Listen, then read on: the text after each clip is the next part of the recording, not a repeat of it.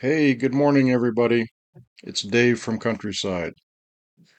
In today's episode, this is episode 5, or FFRM, I'm going to go over uh, my system for files and file names. I have open here, as you can see here, this is one of the examples, the two examples that come along with FFRM download. This is for Ranch B. So what I'm going to do is show you my system, and this is not the only system that works. It's just my system for keeping track of documents and receipts for the most part that are important and how they interact with FFRM. Now, your two things, documents and receipts. Certainly, documents, things like surveys or other big and important stuff that you might have for your farm or ranch.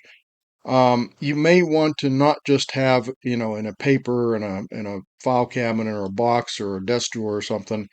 You might want to have it handy and actually include a scanned in copy and you can put that into FFRM. And I'm going to show you how to do that.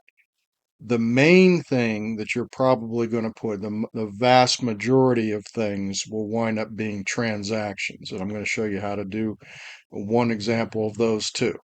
So let's go ahead and get started here. Now, if let's start with the quicker one, the document. If you have something and it's, let's say it's a big and important document of some sort. Let's say it's a survey. And you want to have that survey available so that when you're in FFFRM, you can go ahead and reference that. Well, what I generally do is I have a little home printer. I usually get HP printers, but you're certainly can, all bunch of them will work just fine, whatever brand, whatever model. But they need to have the ability to scan, and I like the HPs because they scan right to a PDF. As long as it can do that, you're in pretty good shape. Any of the brands. So I'll show you here. I'm not going to actually walk you through doing that, but you get a document such as a survey and you want to, it's a paper-based document. You want to scan that in. You go to your printer. You do whatever you do based on the brand and model and the software that comes with it, and it shows up on your computer.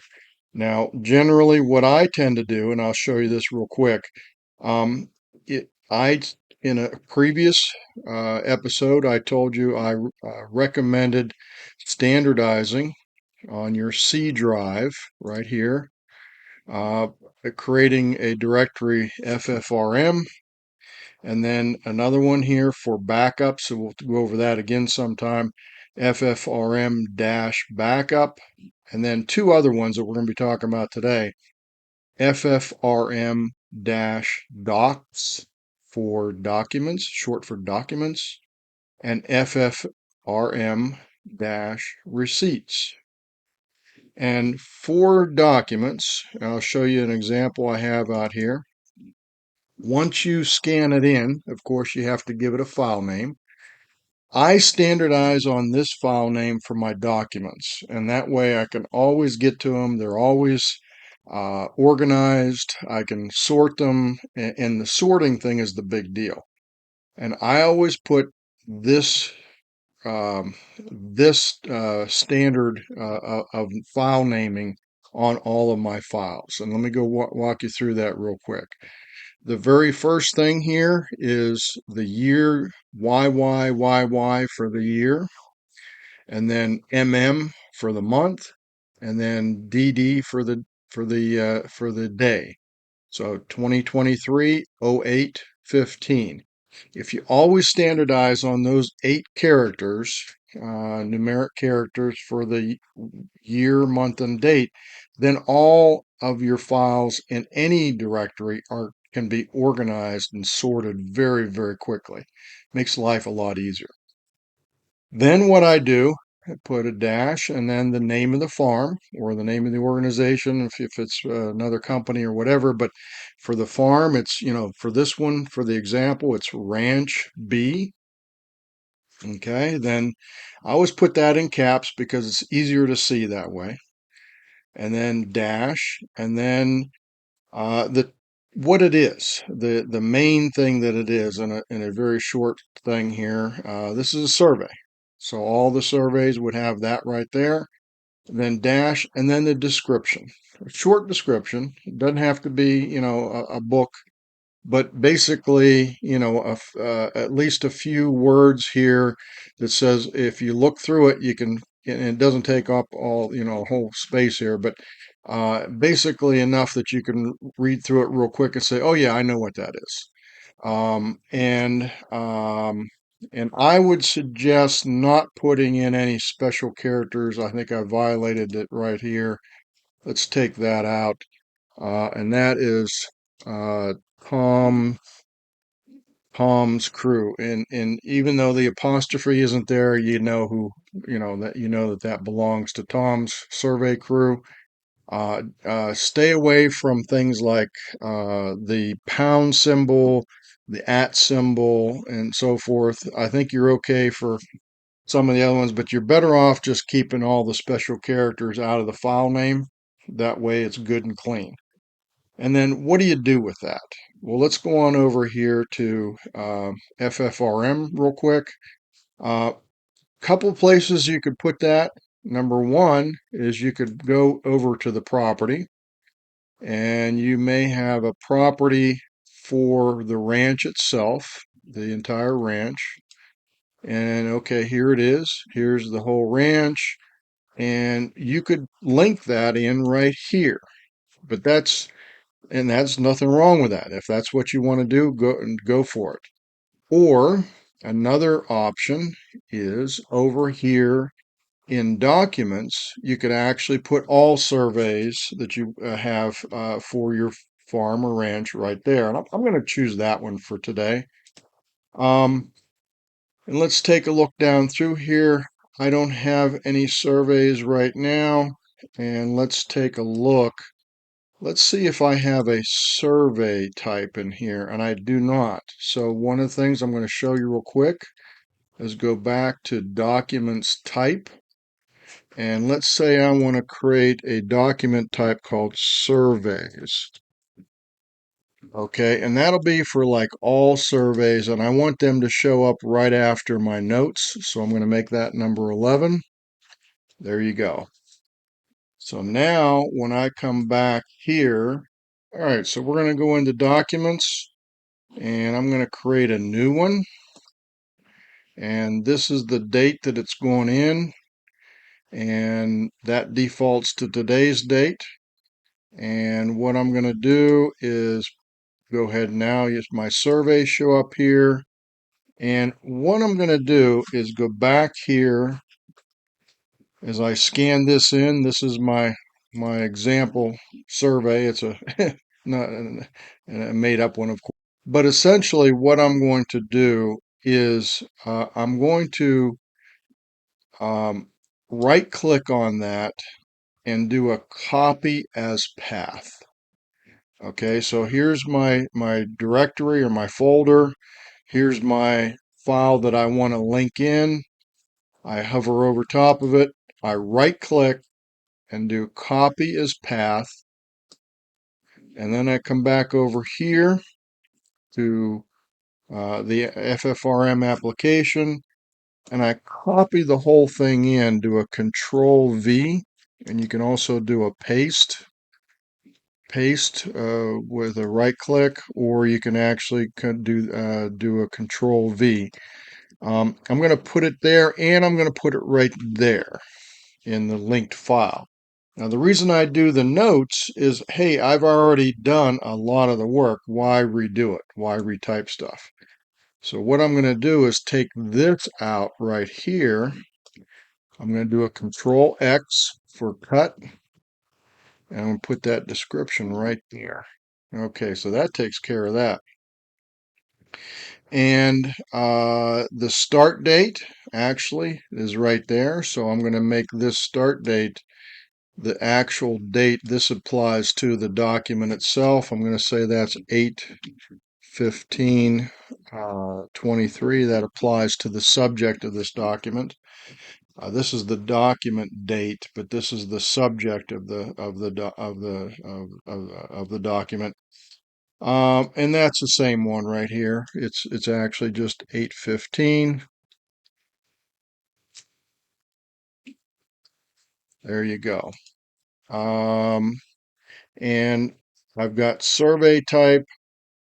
The property itself is the ranch, so I can put that down. So I'll find it that way.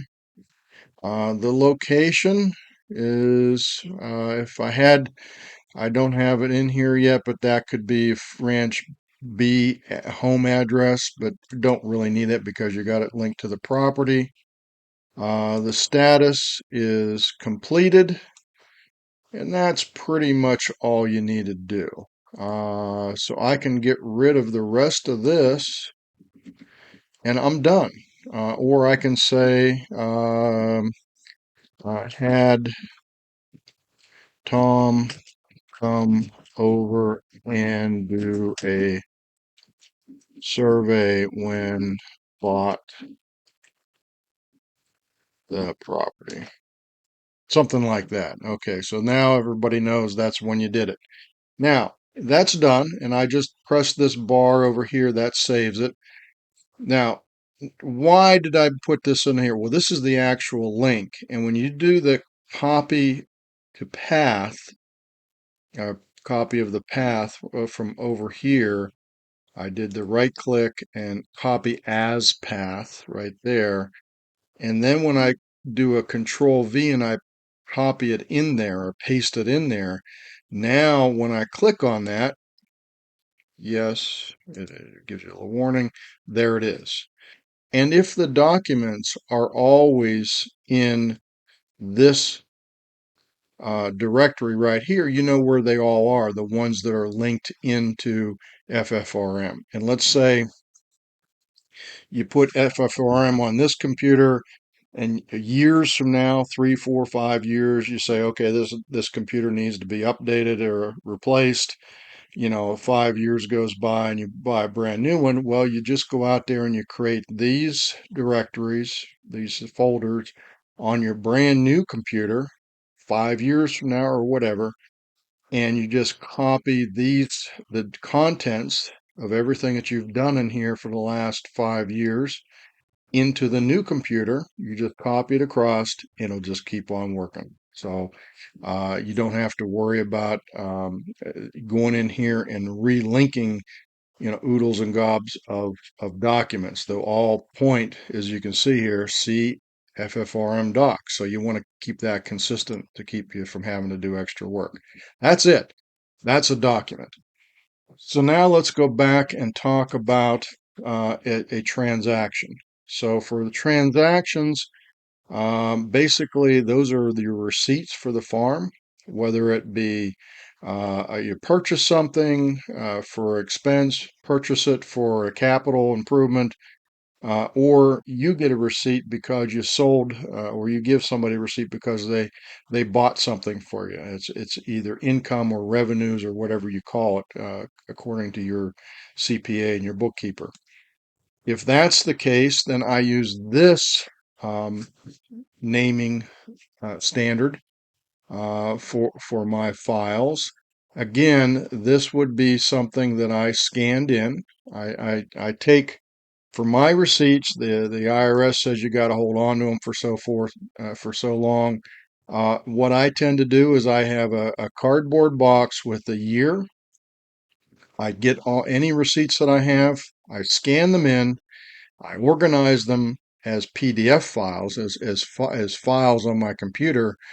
But for the paper copy, after I scan them, I throw them in that box with the year. I fill up the box, and at the end of the year, I tape it up and it's done. I don't have to go through and organize those because I have them organized by PDF file. Anybody wants to see them, they can see them right here. That's the actual copy of the file itself. If they somehow, some reason they need to see the actual document, go for it. Untape the box and search for it yourself. But for the most part, everybody's happy with a PDF scan-in copy. And when you buy stuff online, a lot of times you're not going to get a paper copy. So, but what you can do is if you get an email receipt, you print that email as a PDF, and again, you save it right here to this folder, this directory on your computer. You can save your email receipts the same way as you can your scanned in documents. So let's take a look to see how we're going to do that. The first one here, we're just going to do one. This is you bought a saw for the farm. Again, once it's in there, well, let's go through the naming convention first. Same deal. YYYY, four numbers for the year.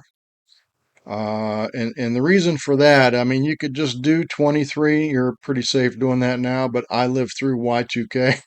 So I always do four numbers for the year now after Y2K 23 years ago. But YYYY, and then month, year, day. So 8 characters altogether, always the same. That way they're all, if you sort them, if you click on this guy up here, they always sort the same way, and you know exactly which, where they're at in the sort order. Then the next thing, dash, and then the name of the organization, it's Ranch B. So there, that always goes right there. Standardize on that. Always that same name. They're always sorted the right way. And then what I do is let's take this one right here. Short name for who I bought it from, if it's an expense or if I sold it to somebody, it would be that short name for that. But in this example, it's Paul's Tools, so I just make a quick short name for that, and I try to standardize on that so they're all in caps, so I can all find them real quick. It draws your eyes to it, and then dash, and then the amount. For all the receipts or transactions, I always put the amount in here with the cents, so it always draws your eyes to it right there. If you're looking, you'd be surprised how often you're looking for receipts for warranties or returns or anything else. Find out, go back and see when you bought or last time you bought stuff and so forth. That helps you out quite a bit. And then again in capitals, letters, I always put what it is. Is it expenses? Is it capital investment, or is it, I use revenues, but you can also use income. You could also put sales if your bookkeeper wants you to put that down. But whatever you do, that in capital. And then after that is a dash, and then just a quick short description. Saw for farm, woven wire to fence in field 5, sale of 10,000 bushel of corn to the co-op. Nice short example. It tells you exactly what it is, just enough to tell you what that's all about. And if you really want to see the details, you double click on it and that'll take you to it. So let's see how that goes in as a transaction. This is Paul's Tools, $100 for a saw. Same thing. Once it's in there and it's all um, the file is named in that using that standard and convention. Now it's very easy to put in as a transaction. I can put those in less than 30 seconds. I loaded 300, more than 300 for 6 years of my farm's data within a couple hours. And I mean, don't want to do that every day, but I mean, that was 6 years worth of data. And in a very short period of time, I was able to get in because I standardized on this format. So this system is will save you time in the long run. So let's do the same thing. Copy as path. Always copy as path. Go back here to FFRM, and we're at Ranch B. I'm going to go to my transactions, open that up, And okay, here's all my example transactions for this example ranch.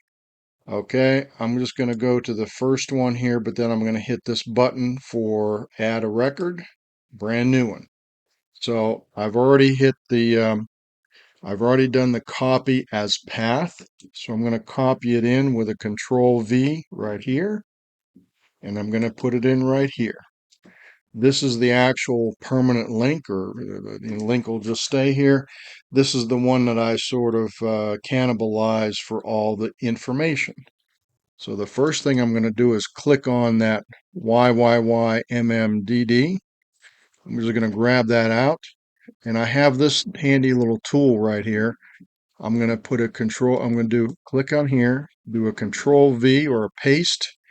And this is, all this is for is just getting the date in here from the right order to go from this format to that format. And when it's done converting, it puts it right there. So 080223, 8223. There you go. Now, what I'm going to do here is I'm going to highlight that. I'm going to do a control X to cut it. And that way I can see what I've done so far. $100. There you go. The short description, I can cannibalize that right off of that file name. Highlight it, control X, click in here, control V, or paste. There you go. It's expenses, and I know from the fact that it's a saw what type of expense it is. So I'm going to look here for, let's see, do I have one in here for, yeah, here we go. Supplies, machinery, equipment, and tools. My accountant says that's the one I use for all that stuff. There's the category, class, and type. Category, class, and type, expenses, supplies, machinery, equipment, tools. Your accountant may tell you something different. You can feel free to change that however you want, or however your CPA or accountant says you need to. So that takes care of that part. This is for Ranch B. That's the ranch I'm on here. Who is the vendor? Well, it's for Paul's Tools. So when I'm going to come up here to the vendor, I'm going to come down here. And do I have Paul's Tools in here? No, I do not. So I will skip that for now. I'm going to go ahead and put down here. Do I have tools? Tools. Yes, I do. I have tools, and there's no product. It's just general tools. So that'll pretty much take care of it. Now, because this is a brand new vendor, I haven't done that one yet. I'm going to go ahead and get rid of the rest of the stuff out of the notes. I don't really need to take notes on that. I pretty much know what that is. I'm going to go back, even though I could open it up right here. I'm going to show you how to go back to here. Here's vendors. Okay, and if I look in my list, again, making sure I didn't miss it in here, but I don't see, I can actually click up here and sort A to Z, and I don't see P for Paul's. So let me come down here, and I'm going to put Paul's Tools. You won't have to do this very often, just to set them up. Paul's, this is an example, tools and hardware. There you go. And you could put the phone number in here and address and email and all that kind of stuff. But that's enough for right now. You could even put a link to their website if they're big, they got a website, all that kind of stuff. You could put in the vendors. So now I go back to my transactions and I find the one that actually I can, if I do this, if I go to the last record, that is the last one that I put in there. So there you go. And if I come up here to vendors, now I can come down here, Paul's Tools sitting right there. And again, this bar over here, when you see that thing, it's ready to be saved. It hasn't been saved yet. It means it's been edited. Click on that. Boom, there you go.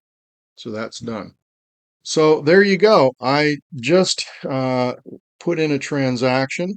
It hardly took me any time. Most of it was putting in this new vendor here and talking to you about it. But when it's here now, okay, okay, what the heck did I do? 5 years from now, when did I buy that saw? Okay, let me take a look here. I open it up, and yep, there's my receipt, the actual receipt. Pretty handy. So, that's about it. That's all I really wanted to show you here today. Hope that you enjoyed this. Thank you so much for your time. And if you want to stand by, I have a short a family farm video for fun after this. But thank you so much, and I appreciate your time. Everybody have fun today. Thank you.